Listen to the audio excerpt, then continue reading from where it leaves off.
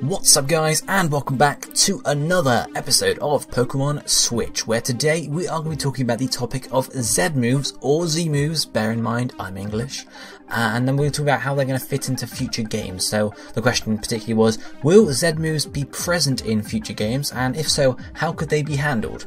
So this is a very similar situation to the Mega Evolution situation we had when coming into Generation 7, so we're going to talk it through. So the premise here is, there is a debate we can have about whether Game Freak will carry across Z moves to Generation 8 and further, because they have a history of removing certain mechanics and parts of the games. Obviously DexNav is the big one that comes up. We also have PSS. They weren't really mechanics as such, they were more just sort of features, but they were removed, so Game Freak has got a history of doing it, so it's possible they could.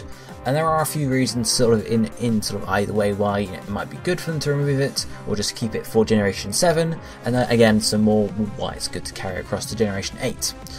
Also, one of the reasons why it might be good to sort of keep it at Generation 7 is the fact that Z moves are actually native to Alola. Of course that makes sense, that's how they do it canonically, hence why we've never seen it before. They're native to Alola, they're sort of like a island trial thing, so you have to pass or at least be part of the island trial system to even use Z moves, so that harkens the question, okay, well, what if I'm like in the Kanto region, how am I allowed to use Z moves when I didn't do the island trials? That doesn't make any sense. That sort of thing.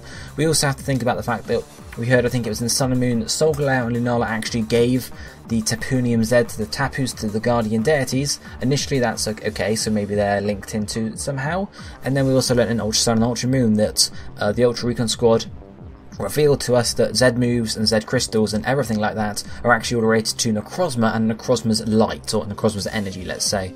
And Kukui even mentions that the Z power ring, i.e. the black ring you get in Ultra Sun and Ultra Moon, is part of the Necrozma that fell off or broke off of him into Alola region, and they find these sparkling stones and they craft them into Z power rings. So obviously there is some linking to Alola and to Necrozma, and also possibly to Solgaleo and Lunala. So how would that actually work canonically in future games?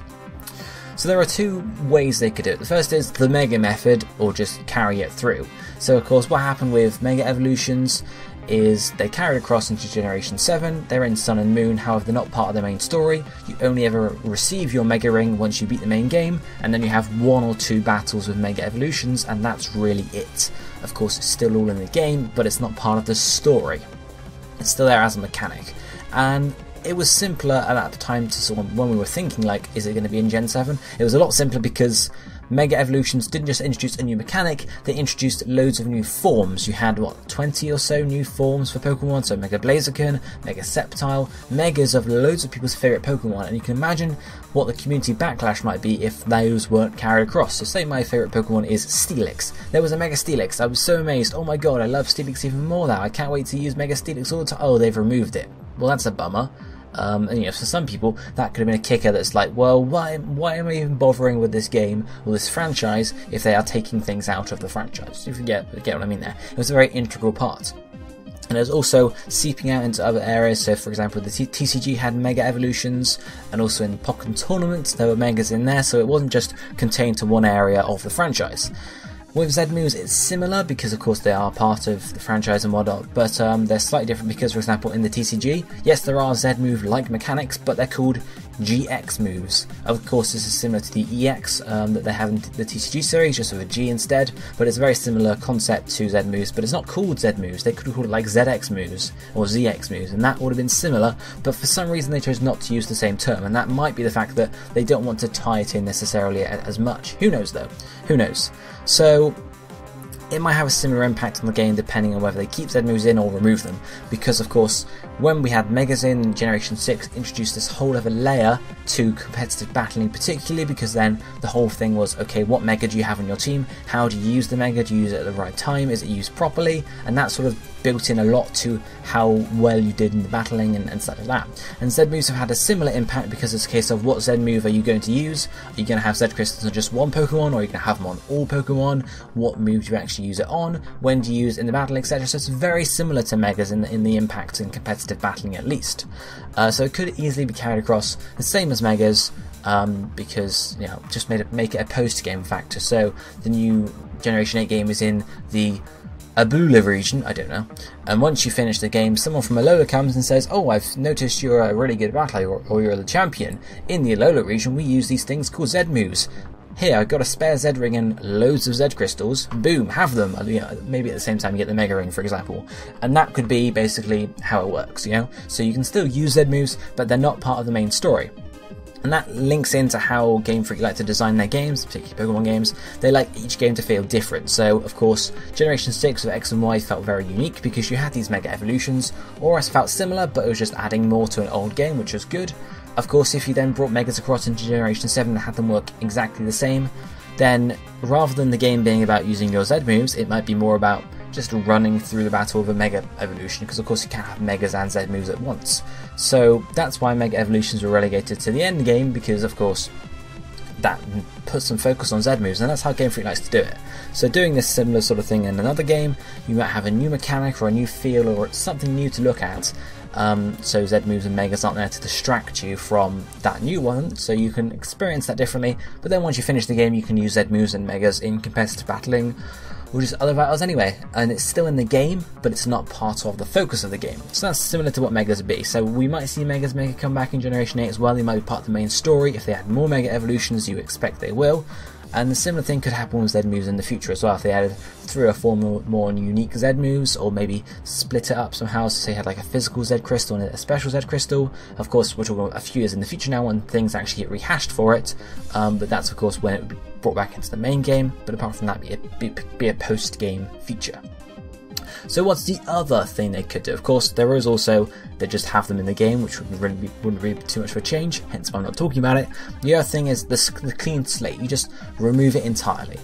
So arguably Z moves have had less of an impact than Megas, because Megas introduced a new form for every single Mega Evolution, so you had like 20 to 30 new Pokemon basically, whereas Z moves have just introduced the one Ultra Necrozma, which of course is a new form, but it's not too much of an impact really. It's not like my favourite Pokemon is Necrozma and I'm going to be bummed out if I can't use Ultra Necrozma. Of course some people will be, but it's not as huge of a thing.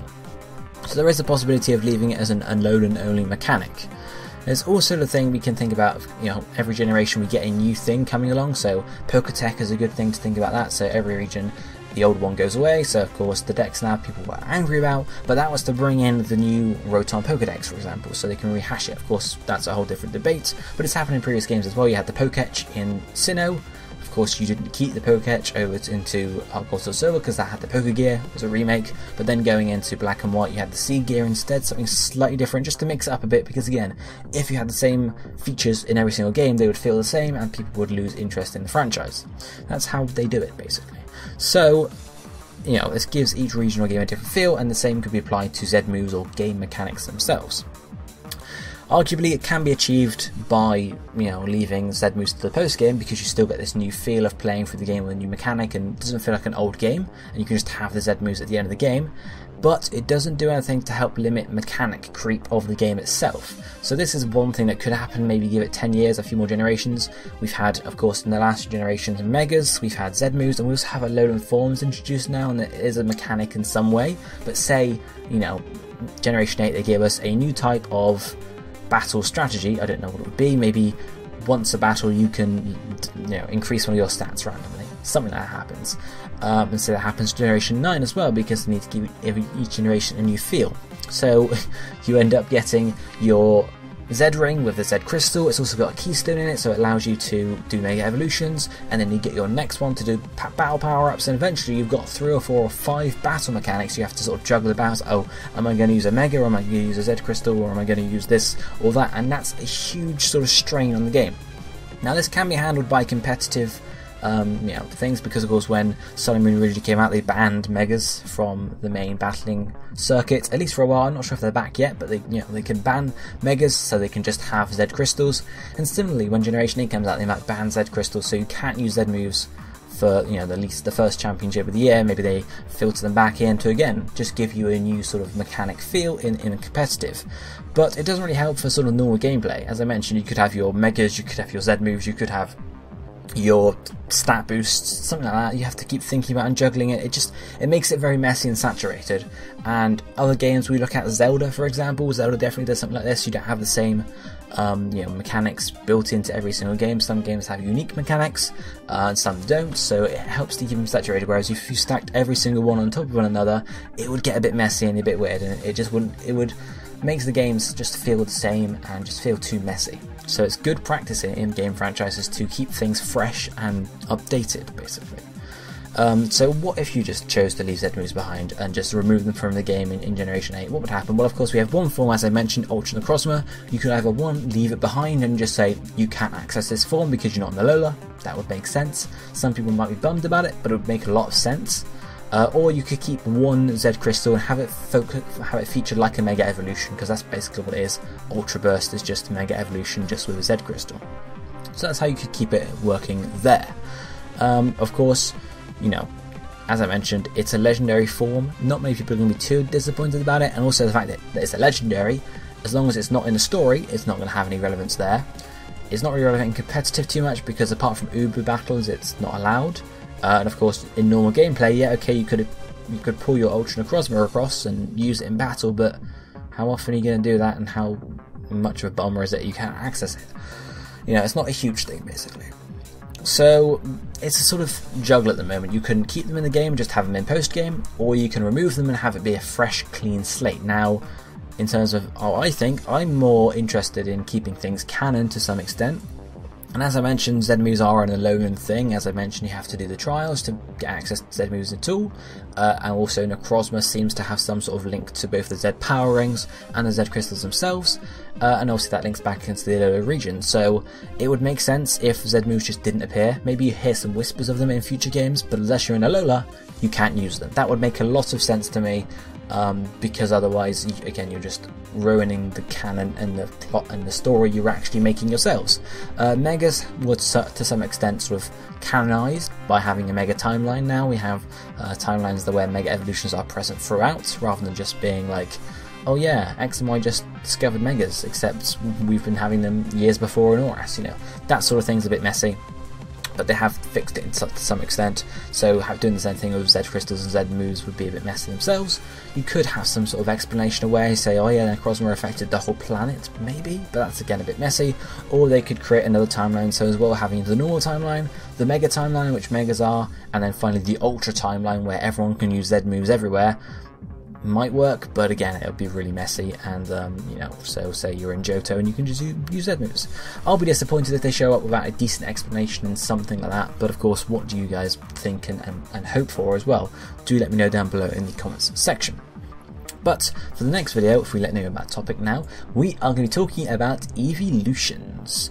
Could we get a new Eeveelution in Generation 8? We've got plenty of types left, a few, I'm not going to list them all now, and it does make sense because we had some in Gen 1, Gen 2, Gen 4, Gen 6, and the next one's Gen 8, so that does seem like a bit of a pattern. So do let me know down below in the comment section what you think, and whether it's sort of time for another Eeveelution, and if so, what type you'd like to see covered, or maybe more than one type, or maybe 2 types, or 3 types, or 4 types, who knows?